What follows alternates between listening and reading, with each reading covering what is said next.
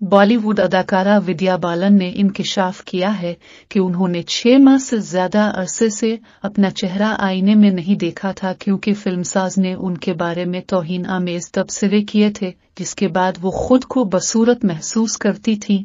भारतीय मीडिया अलिफाटलेट को दिए गए हालिया इंटरव्यू में अदाकारा विद्या बालन ने बताया कि करियर की इब्तिदा में उन्हें जिदोजहद से गुजरना पड़ा था। विद्या बालन ने बताया कि उन्हें सिर्फ 2 दिन की शूटिंग के बाद एक तामुल फिल्म से निकाल दिया गया था और जब उसने प्रोड्यूसर से वजह पूछी तो उसने मरूफ अदाकार के बारे में तज़हीक आमेज तबसरे किए। अदाकारा ने बताया कि मैं अपने वालिदैन के साथ चेन्नई में प्रोड्यूसर से उनके दफ्तर में बात करने गई थी।